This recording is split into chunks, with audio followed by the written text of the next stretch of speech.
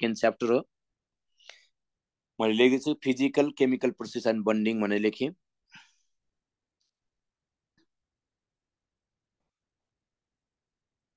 यो physical chemical process and bonding भनेर लेखेँ। Physical chemical process and bonding.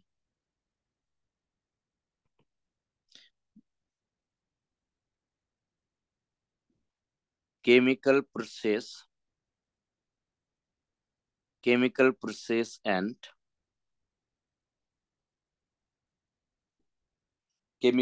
and मैले के बन्डिङ भनेर लेखेँ। ल यति कुरा हामीले सबभन्दा सुरुमा याद गर्नु पर्यो। अब मैले यहाँ तपाईलाई सिकाउन खोज्दैछु, हेर्नुस् यसमा हामीले मेन पढ्ने भनेको सुरुमै फिजिकल चेन्ज र केमिकल चेन्ज हेर्नुस्।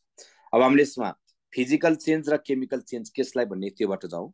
मैले एकपट्टि साइडमा लेख्दिएँ, तपाईहरुसँग त जहाँसम्म लाग्छ सिलेबस छ होला, पल्टारी बस्नुभएको छ होला सिलेबस। हेर्नुस् त मैले के लेखेँ, फिजिकल चेन्ज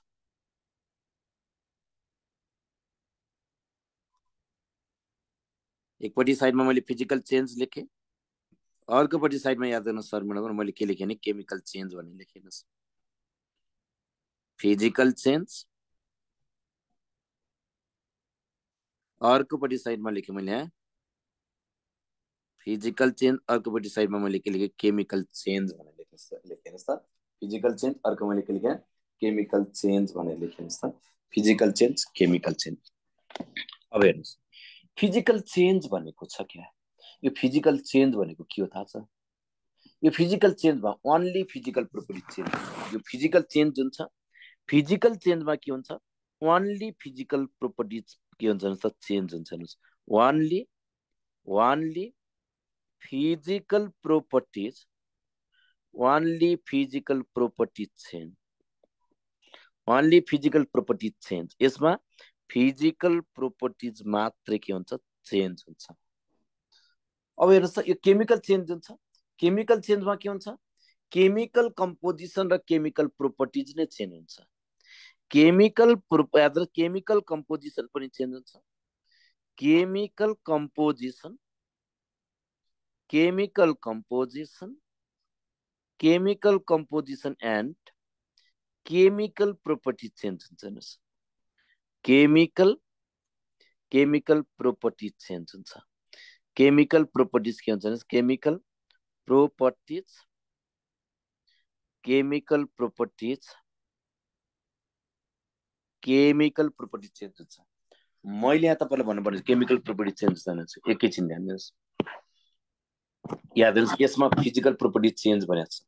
जस्तै यो तपाईले एउटा यो सोलिड सब्स्टेन्स हो, यसलाई ब्रेक गर्नु भने फिजिकल प्रोपर्टी चेन्ज हुन्छ। यसको वेट चेन्ज हुन सक्छ, यसको के हुन सक्छ, हाम्रो वेट चेन्ज हुन सक्छ सक्दैन, वेट चेन्ज हुन सक्छ, यसको सोल्युबिलिटी चेन्ज हुन सक्छ। त्यो हामीले याद गर्नु। केमिकल चेन्ज भनेको छ भने के हैन तल हेर्न जाऊ त डिस्टर्ब भइराछ, तपाईहरु म्युट बस्दिनुस् ल। केही क्वेशन छ भने सोध्नु होला। अब हेर्नुस् त यो फिजिकल चेन्ज जुन छ, फिजिकल चेन्जमा no new substance is form. जस्तै मैले के लेखेँ, no new substance is form भनेर लेखेँ मैले। No new substance is form, no new substance is formed. नयाँ सब्स्टेन्स के हुँदैन, फर्म हुँदैन। यो भनेको याद हुनुहोस् त के हुन्छ भने यसमा के हुन्छ, न्यू सब्स्टेन्स इज फर्म। यसमा के हुन्छ भन्नुहोस् त new substance is firmed. New substance is के हुन्छ फर्म हुन्छ। धेरै सोच्नै परेन। जस्तै हेर्नुस् न, अब नो न्यू सब्स्टेन्स, नयाँ सब्स्टेन्स फर्मेसन हुँदैन भनेको छ। जस्तै तपाईले के गर्नु होला, यो एउटा याद गर्नुस् प्लास्टिकको टुक्रालाई काट्दिनुस्, टुक्रा टुक्रा बनाउनुस्, नयाँ सब्स्टेन्स बन्छ बन्दैन। तर याद गर्नुस् त यदि तपाईले यो वाटर मोलिकुललाई इलेक्ट्रोलाइसिस गर्ने H2 + O2 भन्यो, वाटर मोलिकुलबाट H2 र O2 भन्ने मोलिकुल बन्यो भने यहाँ त नयाँ सब्स्टेन्स फर्मेसन भयो। यो हामीले याद गर्नु पर्यो।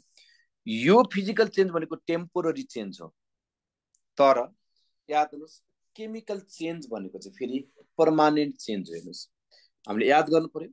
मैले के भनेको छु भने यो फिजिकल चेन्ज जुन छ नि सर म्याडमहरु, फिजिकल चेन्ज भनेको चाहिँ हाम्रो के रहेछ भन्नुहोस् त, यो फिजिकल चेन्ज जुन छ, यो फिजिकल चेन्जमा के हुन्छ? फिजिकल चेन्ज भनेको टेम्पोररी चेन्ज हेर्नुहोस्, फिजिकल चेन्ज भनेको के रहेछ? टेम्पोररी चेन्ज हो। फिजिकल चेन्ज भनेको हाम्रो के रहेछ? टेम्पोररी।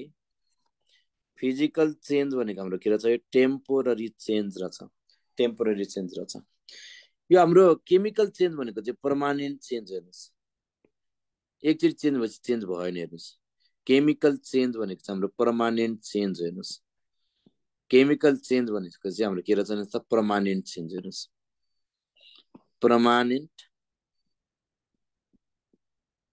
पर्मानेन्ट चेन्ज हो भनेर बुझ्नु पर्यो, पर्मानेन्ट चेन्ज हो भनेर बुझ्नु पर्यो।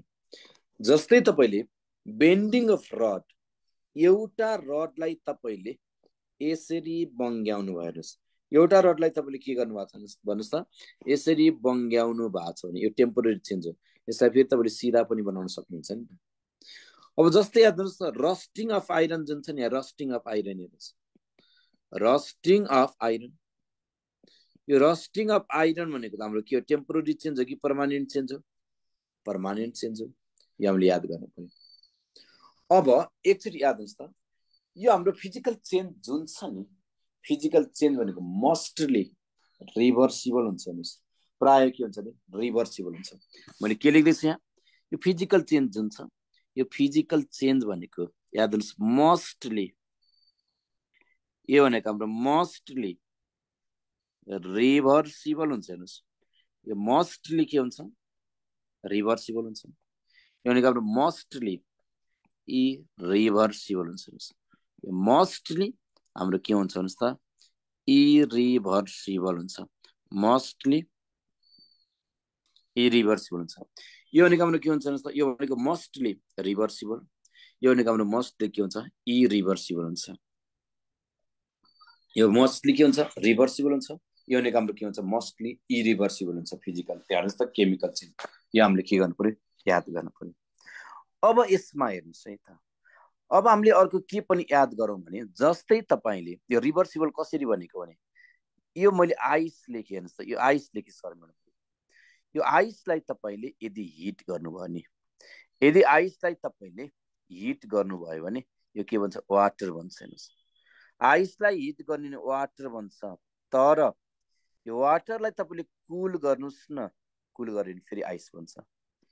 यो वाटरलाई तपाईले फेरि के गर्नु भएको छ भन्नुहोस् त? हिट गर्नु भएको छ, हिट गर्नु भएको छ भने यो भ्यापोर बन्छ, यो भ्यापोर बन्छ।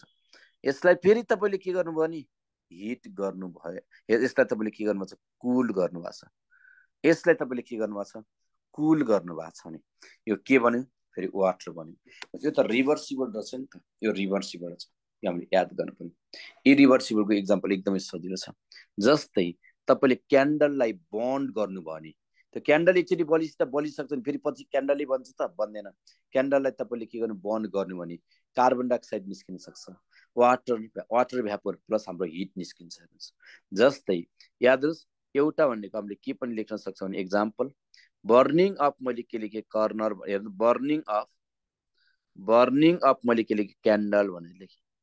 यदि तपाईले क्यान्डललाई बन्ड गर्नुभयो भने सर म्याडमहरु यहाँबाट हाम्रो के निस्किन्छ? कार्बन डाइअक्साइड निस्किन्छ, यसमा कुनै डाउट नै छैन। हेर्नुहोस् के निस्किन्छ रे? कार्बन डाइअक्साइड मोलिक्युल निस्किन्छ हेर्नुहोस्। यहाँबाट हाम्रो के निस्किन्छ? कार्बन डाइअक्साइड मोलिक्युल निस्किन्छ, कार्बन डाइअक्साइड मोलिक्युल निस्किन्छ। अर्को भनेको यहाँबाट हाम्रो के पनि निस्किन्छ? वाटर भ्यापोर पनि निस्किन्छ। मैले के लेखेँ? वाटर भ्यापोर निस्किन्छ। अर्को हामीले यहाँबाट के पनि निस्किन्छ भन्नुहोस् त? वाटर भ्यापोर निस्किन्छ। यहाँबाट हाम्रो के पनि निस्किन्छ भन्नुहोस् त? हिट पनि निस्किन्छ। यसमा पनि प्लिज हामी कोही पनि हामी कन्फ्युजन नहुने, कन्फ्युजन कम्तीमा पनि हामीले के गर्नु पर्यो?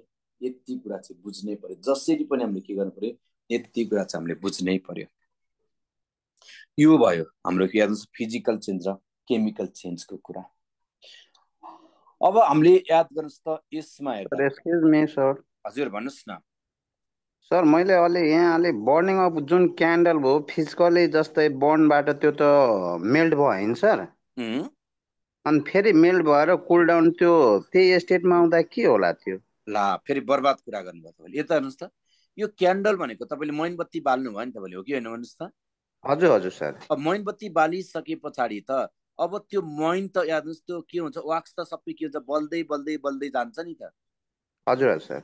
यो बल्दै गरेर यो त सकिहाल्यो नि, फेरि अब फेरि बनाउन सक्नुहुन्छ त्यसलाई तपाईँले? ए होइन, मैले त्यो कुल डाउन भएर फेरि बन्ने हो कि त्यो वाला। जस्तै तपाईँले यदि के गर्नुभयो, एकैछिन एकदम सही भन्नुभएको छ, यो वाक्स जुन छ यो वाक्सलाई तपाईँले यदि मेल्ट गर्नुभएको भए चाहिँ के हुन्थ्यो भन्नुहोस् त? मेल्ट गर्नुभएको भए चाहिँ यो लिक्विडमा जान्थ्यो। यसलाई फेरि तपाईँले के गर्नुभएको भए, कुल गर्नुभएको भए चाहिँ फेरि के हुन्छ, वाक्सले भन्थ्यो। यो कन्डिसन भनेको फेरि के हुन्छ, यो चाहिँ फिजिकल प्रोपर्टिज हुन्छ। हस् त sir, thank you sir. Okay ल, अब हेर्नुहोस् त हामीले यसरी हामीले याद गर्नु पर्यो। अब अर्को हामीले मैले तपाईँलाई सिकाउन खोज्दैछु वाटरको बारेमा, हार्डनेस अफ वाटर भनेर तपाईँले देख्नु भएको छ हेडिङमा। ओके, अब एकचोटि हेर्नुहोस् त, यो अहिले म नोट एकैछिनमा सेयर गरौँला। हार्डनेस अफ नोट आज होइन, मैले भोलि सेयर गरिदिन्छु। हार्डनेस अफ वाटर भनेको छ। यो हार्डनेस अफ वाटरको बारेमा जान्दाखेरि सबभन्दा सुरुमा हामीले वाटर भनेकै हामीले बुझ्न पर्यो।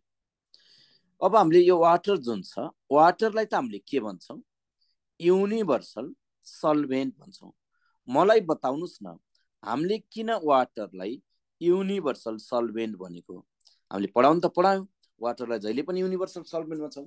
हामीले किन वाटरलाई युनिभर्सल सल्भेन्ट भनेको? वाटरले धेरै जसो सब्स्टेन्सहरूलाई सजिलैसँग डिजल्भ गराउन सक्छ। वाटरले धेरै जसो सब्स्टेन्सहरूलाई सजिलैसँग डिजल्भ गराउन सक्ने कारणले गर्दाखेरि हामीले वाटरलाई युनिभर्सल सल्भेन्ट भनेको। तर युनिभर्सल अर्ग्यानिक सल्भेन्ट भनेको भए चाहिँ हाम्रो एन्सर फेरि के हुन्थ्यो, इथर हुन्थ्यो। हेर्नुहोस् है त, यहाँनिर याद गर्नुला, युनिभर्सल अर्ग्यानिक सल्भेन्ट भनेको भए, युनिभर्सल अर्ग्यानिक सल्भेन्ट भनेको भए चाहिँ हाम्रो एन्सर फेरि के हुन्थ्यो, इथर हुन्थ्यो। मलाई यति मात्रै बताइदिनु होला, हामीले किन यो इथरलाई युनिभर्सल अर्ग्यानिक सल्भेन्ट भनेको? इथर भनेको त अर्ग्यानिक कम्पाउन्ड हो। इथरले स्पेसल्ली अर्ग्यानिक कम्पाउन्डलाई मात्र डिजल्भ गराउँछ। इथरले अर्ग्यानिक कम्पाउन्डलाई मात्रै डिजल्भ गराउने कारणले गर्दाखेरि याद गर्नु होला, याद गर्नुहोस् हाम्रो इथरलाई के भनेको, युनिभर्सल अर्ग्यानिक सल्भेन्ट भनेको। यति हामीले याद गर्नु पर्छ। आज अलिकति म थोरै बिजी पनि छु, आजको क्लास चाहिँ मैले यहीँ इन्ड गर्छु है। एकचोटि नोट मैले सेयर गर्दैछु यहाँ, बहुत इम्पोर्टेन्ट हो हेर्नु होला। यसपालि हामीलाई एक्जाममा सोध्ने लेभलको क्वेसन हो। Concentration of solution in terms of normality and molarity. हामीलाई यहाँबाट न्युमेरिकल सोध्न सक्छ।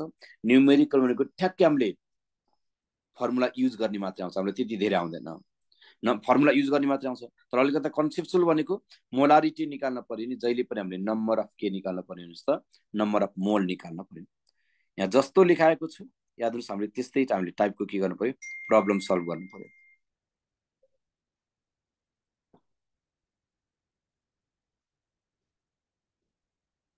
आजको लेक्चर एन्ड गर्छु कि? Thank class. Excuse me sir. हजुर हजुर भन्नुहोस् न।